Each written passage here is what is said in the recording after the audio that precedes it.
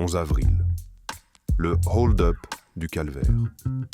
Je vous exhorte donc, frères, à offrir vos corps comme un sacrifice vivant, saint, agréable à Dieu. Romains chapitre 12, verset 1. Lorsqu'on entend ces mots « hold up » ou « hands up », ça nous parle de vol. Que signifie donc le hold-up du calvaire? Y en eut-il vraiment un au calvaire? Oui, et 4000 ans se sont écoulés avant que des mains se lèvent. Un précieux trésor fut investi lors de la création. Dieu forma l'homme et la femme et les plaça au milieu du jardin où ils pouvaient manger en abondance de tous les fruits qui y croissaient, à l'exception de l'arbre de la connaissance du bien et du mal.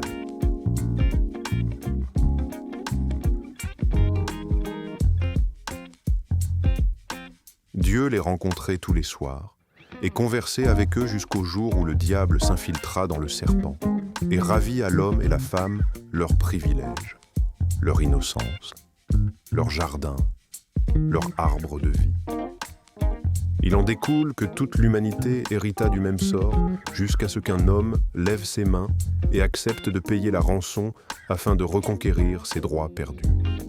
Cet homme diffère du reste de l'humanité en ce que ce vol ne le touchait pas personnellement.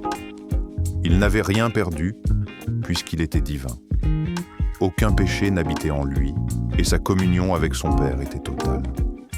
Cependant, Dieu demandait un sacrifice saint et nul autre que lui ne pouvait payer le prix. Il accepta, en toute soumission, de lever ses mains, les laissant clouer sur la croix pour notre rachat. Que nos cœurs soient remplis d'actions de grâce envers un Sauveur si bon, souffrant à notre place pour nous redonner la vie. Si parfois notre fardeau devient lourd, notre Maître nous fait passer par des sentiers rocailleux ou épineux, ou dans des déserts arides. À son exemple, en toute soumission, levons nos mains vers lui en acceptant de marcher sur ses traces. Nous pourrons avoir à souffrir, mais sachez que le disciple n'est pas plus grand que son Maître.